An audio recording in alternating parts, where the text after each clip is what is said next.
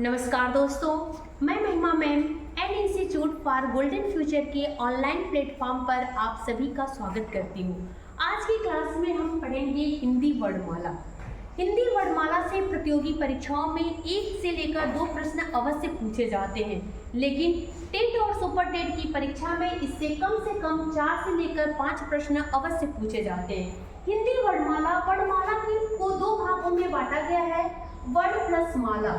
वर्ण में होता है अक्षर, माला में होता है समूह। वर्णों के समूह को वर्णमाला कहा जाता है। वर्णमाला में कुल वर्णों की संख्या कितनी होती है? 52। वर्णमाला को कितने भागों में बांटा गया है? वर्णमाला को मुख्यतः 2 भागों में बांटा गया है। एक है आपका स्वर, दूसरा है आपका व्यंजन। स्वर को देखते हैं, स्वर कहाँ से लेकर कहाँ तक स्वर होते हैं और स्वर को कितने भागों में बांटा गया है। अ से लेकर अ तक ये 11 वर्ड है, यही स्वर होते हैं। कौन कौन से? अ, आ, ई, उ, री, ए, ओ और औ। अ से लेकर अ तक ये आपके 11 वर्ड है, यही आपके स्वर कहलाते हैं। अब आता है अंग और अ। अंग को हम अनुस्वार बोलते हैं और अ को हम क्या बोलते हैं? विसर्ग। यही अनुस्वार और विसर्ग मिल जाता है तो अयोगवाह बनता है और अयोगवाह की संख्या 2 होती है। अयोगवाह की संख्या कितनी होती है? 2। कौन कौन से होते हैं? अंग और अह। अंग को अनुस्वार बोलते हैं, अह को विसर्ग बोलते हैं। अयोगवाह मीन्स होता क्या है? ये न तो स्वर होते हैं और न ही व्यंजन होते हैं। स्वरों को मुख्यतः 3 भागों में बांटा गया है। पहला है मूल स्वर, दूसरा है दीर्घ स्वर और तीसरा है संयुक्त स्वर। मूल स्वर को हम ह्रस्व स्वर भी कहते हैं और ह्रस्व स्वर की संख्या कितनी होती है? ये 4 होती है। कौन कौन होते हैं? अ, इ, उ और री। दीर्घ स्वर कौन कौन से होते हैं? आ, ई, उ, ए, ओ और औ। प्रश्न यही से पूछ दिया जाएगा कि दीर्घ स्वर की संख्या कितनी होती है? 7 होती है। कौन कौन से होते हैं? आ, ई, उ, ए, ओ और औ। आ, ई और उ को हम मूल दीर्घ स्वर कहते हैं। मूल दीर्घ स्वर कितने होते हैं? 3 होते हैं। कौन कौन से? आ, ई और उ। संयुक्त स्वर की संख्या कितनी होती है? संयुक्त स्वर की संख्या 4 होती है। कौन कौन से? ए, ओ और औ। ए, ओ और ये जो 4 संयुक्त स्वर हैं, दूसरे स्वरों के संयोग से बनते हैं।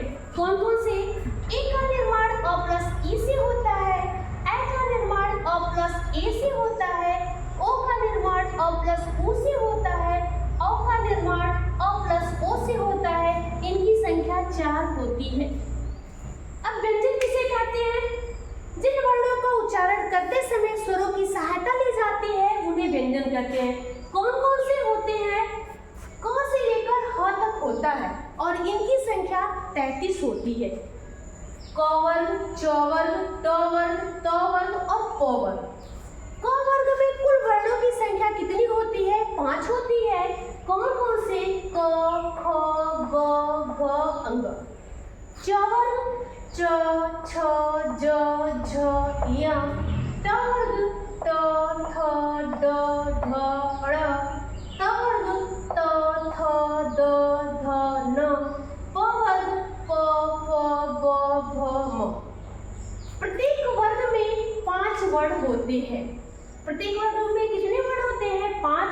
और क वर्ग से लेकर प वर्ग को हम स्पर्श व्यंजन के नाम से जानते हैं। तो पूछ दिया जाएगा कि स्पर्श व्यंजन की संख्या कितनी होती है? 25 होता है। कहाँ से लेकर कहाँ तक? क वर्ग से लेकर प वर्ग। 5 एक वर्ग में 5 वर्ग होते हैं। 5 वर्ग दिया गया है तो 5 बचे 25, यही 25 जो है आपके स्पर्श व्यंजन होते हैं। त, थ, ड, ढ, ड़ को कठोर व्यंजन के नाम से जानते हैं। अब आता है आपका अंत्यस्थ व्यंजन, जिसको अर्ध स्वर भी कहा जाता है। इनकी संख्या कितनी होती है? इनकी संख्या 4 होती है। कौन कौन से होते हैं? य, र, ल और व। उष्ण व्यंजन। उष्ण व्यंजन कौन कौन से होते हैं? श, श, स और ह, और इनकी संख्या 4 होता है। अब आपको आता है संयुक्त व्यंजन। छ, त्र, य और श्र, यही 4 हमारे संयुक्त व्यंजन कहलाते हैं। संयुक्त व्यंजन का निर्माण किन वर्णों के संयोग से होता है? छ का निर्माण आधा क प्लस मूर्धन्य ष से होता है। पहला वर्ण आधा होता है, ये ध्यान दीजिएगा। त्र का निर्माण आधा त प्लस र से होता है। य का निर्माण आधा ज प्लस य से होता है। श्र का निर्माण आधा श प्लस र से होता है।